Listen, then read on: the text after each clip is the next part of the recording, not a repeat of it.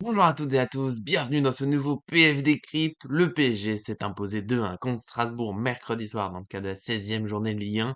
Je vais donc revenir sur cette rencontre avec quelques points clés, du positif, un peu de négatif, un petit coup de gueule comme vous avez pu le voir dans le titre. Voilà, il y a un point qui m'a particulièrement agacé, je crois que je ne suis pas le seul. On verra ça ensemble si vous êtes d'accord avec moi, pas d'accord avec moi en tout cas, dites-le dans les commentaires, ça fait toujours plaisir de revenir avec vous sur les matchs du PSG. Et avant de démarrer ça, bien sûr, n'oubliez pas le petit j'aime sur la vidéo pour nous soutenir, ça reste important. On grandit, on fait de notre mieux, on essaie d'être là avec vous. Et puis bien sûr, abonnez-vous, rejoignez la famille Paris Fan. On vient de passer les 6300, c'est pas si mal, c'est un petit cap. J'aimerais bien atteindre voilà, les 7000 prochainement. Nouvel an, ça paraît un peu serré, mais pourquoi pas longtemps après, ça ferait plaisir. En tout cas, on continuera tous ensemble. Et maintenant, c'est parti pour le débrief de ce PSG Strasbourg. C'est parti pour ce débrief de la victoire 2-1 du PSG. J'avais pronostiqué un 4-0, je dois l'avouer. Finalement, ça a été plus compliqué que prévu. Pourtant, j'ai pas trouvé Strasbourg vraiment très bon, beaucoup de passes ratées. Mais voilà, ils ont défendu un classique bloc bas, très dense dans l'axe. Et le PSG, pour moi, est un peu tombé dans le piège de vouloir absolument combiner Neymar, Mbappé, beaucoup de... Avec Tiquet aussi, essayer toujours se trouver sur des tout petits espaces. C'était très difficile. Galtier l'a souligné d'ailleurs après face aux médias. Son équipe a essayé de trop jouer dans l'axe. Pas essayer de les côtés. Après, faut accorder aussi que sur les côtés, il y avait un Mukiele que j'ai trouvé pas très inspiré offensivement. Il a récupéré beaucoup de ballons, c'est bien, mais offensivement, c'était compliqué. Ses centres, notamment, voilà, un peu frustrant, beaucoup de déchets. Et de l'autre côté, Bichabou, que j'adore, qui pour moi fait globalement un très bon match, mais en même temps, c'est un défenseur central de formation. Il n'a que 17 ans, il est encore un peu dans la découverte de la Ligue 1. Et assez logiquement, en tant qu'arrière gauche, voilà, il n'a pas été très satisfaisant sur le plan offensif, parce que défensivement, je l'ai trouvé voilà, globalement solide. Il y a peut-être deux trois erreurs de placement, mais ça reste dans des conditions assez logiques. Et comme c'est logique, offensivement, voilà, il n'est pas beaucoup monté, c'est pas toujours projeté énormément. Après, quand il fallait éliminer un joueur, bah, voilà, compliqué, il revient en arrière, il a joué assez prudemment. C'est logique pour un défenseur central, encore une fois, de 17 ans, qui dépanne en latéral gauche, mais forcément, ça posait problème un peu dans le jeu parisien. Peut-être que ça avait été Bernat et sur encore plus Nuno Mendes, hein, qui est un habitué de la percussion. Il y aurait eu un peu plus de variété dans le jeu du PSG. Là, voilà, c'est pour moi un peu trop entêté à jouer dans l'axe, à faire des petites passes. En plus, il n'y a pas eu toujours beaucoup de rythme. C'est là où voilà, c'est peut-être aussi un match de reprise. Les joueurs ont pas eu beaucoup d'entraînement ensemble récemment. Il y en a certains qui reviennent d'une période de pause, d'autres qui enchaînent après le Coupe du Monde, d'autres qui s'entraînent depuis un moment, mais la compétition, c'est différent. Oui, affronter un Strasbourg très déterminé, c'est différent d'un Paris FC ou Quevilly en match amical, forcément. Donc voilà, un peu compliqué pour le PSG. Déçu pour Ekitike, qui avait bien fini avant la Coupe du Monde, il était en forme, il y avait vraiment des belles choses dans le jeu, il avait l'air confiance, il était précis, il mettait des buts. Et là, il a eu beaucoup de mal à exister. C'était ouais, quelques belles passes, certes, mais sinon, voilà, il était pas toujours au bon endroit, les passes ont été ratées, il a pas eu toujours, c'est pas toujours compris ses coéquipiers. Voilà, un match qui fait mal dans un moment où bah, il avait sa chance, hein, Messi n'était pas là, Sarabia, pas particulièrement en forme pour être devant lui en tant que titulaire, donc voilà, il a eu sa chance.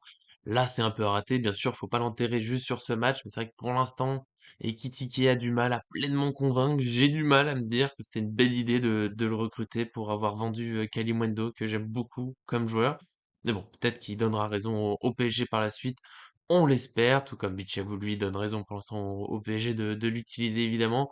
J'aurais aimé voir d'autres Titi, Garbi, peut-être qu'il y aura d'ailleurs peut-être apporter plus que Ekitike, même si physiquement il aurait peut-être été en difficulté face à un Strasbourg très agressif. Je vais l'évoquer juste après, cette agressivité qui fait partie de mon coup de gueule. Mais c'est vrai que j'aurais bien aimé le voir après. Forcément, le scénario du match a pas aidé. Le 1-0, c'est bien, ça m'a fait plaisir pour Marquinhos, même si de là où j'étais au parc, j'ai pas très bien vu le but. Ce genre de coup franc, voilà, on a l'impression que personne va la toucher, puis boum, d'un seul coup, il y a but, mais très bien pour Marquinhos. Malheureusement, après, il contre la balle sur le centre, c'est un but aussi, j'ai pas compris le 1-1. Pour moi, la balle allait sortir en corner, ou Donnarumma allait la voir. Et puis non, il y a but. Ce 1-1, qui a au moins eu le mérite, je trouve, de réveiller le PSG. Avant ça, ça ronronnait. Je pense qu'à 1-0, ils disaient bon, ça va en faire tourner, on va attendre que Strasbourg se fatigue. Et au moins, à 1-1, voilà, le PSG a accéléré un peu dans le jeu. Il y a eu des meilleures choses, même si, voilà, malheureusement, même si là aussi, je trouve que le PSG a mieux joué après, il y a ce carton rouge pour Neymar. Alors, premier point très négatif, c'est qu'il sera suspendu contre Lens ce dimanche. C'est dommage, parce que Lens, c'est un déplacement difficile. J'aurais aimé que le PSG ait toutes ses forces, et on a vu que, voilà, les doublures, c'est pas forcément évident. Même si Solaire doit pouvoir le remplacer, j'ai bien aimé sa rentrée à Solaire. Il a essayé de, voilà, de mettre du rythme, de trouver Mbappé, d'apporter sur les occasions, d'être pas trop loin de lui pour l'aider. C'est un point encourageant pour dimanche et ce carton rouge donc qui est, le coup de gueule du jour. Alors tout va bien, alors coup de gueule dans le fond, la forme, vous savez, je vais rester calme, je vais de pas me il y a que Tourelle et Pochettino qui ont réussi à me chauffer particulièrement, on va dire. Là, le carton rouge, il y a une erreur de Neymar, évidemment. Pour moi, une fois qu'il a pris le premier jaune, faire la simulation après, c'est une très mauvaise idée. De toute façon, les simulations, je suis contre. C'est toujours une mauvaise idée, encore plus avec la VAR aujourd'hui, puisque ça finit souvent par se voir. Il voulait chercher le penalty, voilà, je pense qu'il voulait se venger un peu. Il a un peu pas pété un câble, parce que voilà, il est pas allé mettre une semelle sur quelqu'un pour se venger, mais il jouait plus comme il faut. C'est dommage, parce qu'il y a eu des très bonnes choses dans ce match, quelques très bonnes passes, des dribbles intéressants. Mais à un moment, il s'est perdu dans cette provocation, ça lui arrive parfois. Puisqu'il est agacé, il va provoquer encore plus l'adversaire. Je sais pas s'il cherche des cartons, s'il cherche la vengeance, s'il cherche voilà. Mais il se perd un peu dans le jeu, c'est dommage, il aurait pu créer, je pense, plus d'occasions, éviter le carton rouge surtout. Mais pour moi, on peut pas tout mettre sur le dos de Neymar, même pas des Strasbourgeois. J'ai encore une fois, je l'ai déjà dit plusieurs fois dans des vidéos, pour ceux qui nous suivent depuis longtemps, ce sera pas la première fois que vous entendrez ce discours. J'ai beaucoup de mal avec l'arbitrage, en Ligue 1, alors notamment autour du PSG parce que c'est le match que je suis le plus. J'ai l'impression parfois que l'arbitre, voilà, veut avoir un vrai rôle à jouer, il veut pas qu'on puisse lui dire: «Oui, il a trop protégé le PSG» et donc il laisse jouer, il laisse jouer, il laisse jouer en considérant que oui, bah, Neymar, oui, il se plaint souvent de prendre des coups, c'est un simulateur, machin, donc si on lui siffle toutes les fautes, ça sera injuste, ça sera mal arbitré. Sauf que pour moi, on tombe dans un extrême qui laisse l'adversaire donner des coups. Des vilains tacles ont été faits hier. Il n'y a pas eu toujours faute, il n'y a pas eu toujours carton. C'est hallucinant pour moi qu'on finisse ce match avec un seul carton jaune pour Strasbourg. C'est vraiment des gestes dangereux. Il y a eu des gestes au visage, des gestes qui ont valu après à Neymar un carton jaune parce que lui, bah, il l'a pris son carton jaune et il est plutôt mérité pour la faute qu'il fait au milieu de terrain. Mais il subit les mêmes coups qui sont pas forcément sifflés, qui ont pas forcément des cartons. Il y a Ekitike qui a pris un coup aussi à un moment. Il y a beaucoup de petits coups, j'étais au parc, je peux vous le dire, beaucoup de coups donnés juste après une passe. On va te marcher un peu dessus, on va te pousser, et à force de pas siffler, à force de laisser jouer, à force de laisser des tacles glissés passer, il y a un tacle glissé, c'était en première mi-temps. Je sais plus sur quel joueur qui est un peu violent, je crois que c'est sur Neymar. Oui, il me semble bien que c'est sur Neymar qui est un peu violent. Bon bah il y a pas de carton.